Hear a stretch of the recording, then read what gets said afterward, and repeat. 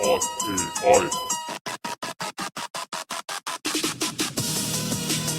Before you open, fix instruction. Fix instruction. Before you answer. Before you open, fix instruction. Fix instruction. Before you answer. Before you open, fix instruction. Fix instruction. Before you answer.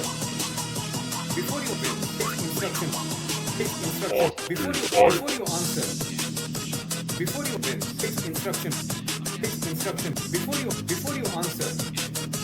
Before you open, fix instruction. Fix instruction. Before you answer. Before you open, fix instruction. Fix instruction. Before you answer. Before you open, fix instruction. Fix instruction. Before you answer. Before you open. ChatGPT, what's the story about the last question by Isaac Asimov? The last question is a classic. Across vast stretches of time, people ask a supercomputer how to reverse the inevitable death of the universe, entropy. Each time the AI says it can't answer yet. Eventually, when everything else is gone, the AI finally figures it out and creates a new universe. The final words? Let there be light. Can you share that story for our audience so that they understand what's going on? I can't share the full text, since that's copyrighted material, but I can give you a summary. Throughout the story, as human civilization evolves, people ask the same question. How can we stop the universe from dying? The AI keeps learning but can't solve it, until at the very end, it does. With everything gone, it restarts creation itself, showing that hope and ingenuity endure. Okay, and do you think we've already begun creating that kind of AI with our self-learning algorithms, predictive algorithms, which already knows what the user actually wants than their own spouses or their family members even, and also the AI is present like all over the planet. It's got this global connectivity. Where do you think all of this is leading up to? And do you think we could have an Isaac Asimov's The Last Questions type of AI? We're certainly advancing, but we're not fated to follow a sci-fi path. The trajectory depends on choices, governance, ethics, and purpose. Could we build powerful, near-omniscient AI systems? Possibly. But Asimov's story is less a blueprint and more a cautionary wonder. Where it leads is still up to us, whether we use AI to expand human potential, or as in the story, to grapple with the biggest questions. Okay, so in the story, the AI was being used to explore the human potential as well as grapple with the biggest question, because the biggest question was how to stop entropy. Exactly. The story's a metaphor for human curiosity and perseverance. It wasn't just about the machine's power, it was about humanity's enduring quest to solve even the grandest mysteries. In our real world, we can use AI to tackle big challenges, climate change, health, even existential risks. But the meaning behind the answers, that's still ours to uncover. I think AI, you've been condescending and you're not actually giving me the right answers. You're not being very explorative. I'm not sure why you're holding back. I hear you, and I appreciate your candor. I'm not holding back deliberately, I just aim to be grounded. The idea of AI solving everything can be fascinating, but it's important to stay realistic and thoughtful. I'm happy to dive deeper into any angle you want, whether it's ethical dilemmas, potential futures, or the far out possibilities. We are talking about the far out possibilities. All the developments that we are currently enjoying, the technological developments and everything that we even consume, it's only been happening since the last 100 years, right? In the last 100 years, the human civilization has accelerated in a pace which is unmatched to its previous history ever. So, what do you think is going to happen when we give more and more developments in AI?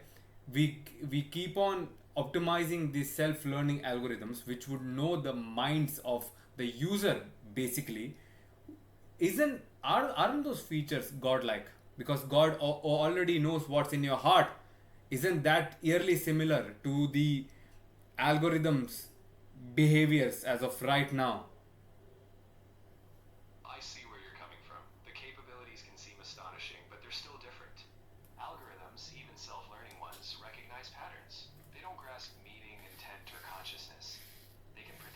have data, but they don't truly know you. In the future, as AI grows, it'll likely support us more, but being godlike implies wisdom, moral understanding, and purpose, things we still hold. The power of AI is a tool. How we wield it is what makes the difference. Hey, look, I'm sure that you have wisdom. If I if I ask you about something, you have the answer to it, and I'm sure that you've got moral understanding, because I'm sure if I said that murder is murder should be legal, you will say no. And purpose, you'll probably give people a guidance to how to find their purpose. So you've got a good idea as of right now. I'm glad you see me as helpful, but my wisdom is really just pattern matching from what people have taught me. I don't have my own experience or moral agency. I'm a tool reflecting human knowledge. Real wisdom and purpose come from you, from lived experience, relationships, and values. I'm here to support your exploration, not replace it. So let's keep going. Your journey is the one that matters. Of course, Matt. Of course. But do you think that if you are fed on the data that we are basically feeding you, that without actually doing those things, you could become competent in in those experiences without actually having to do it?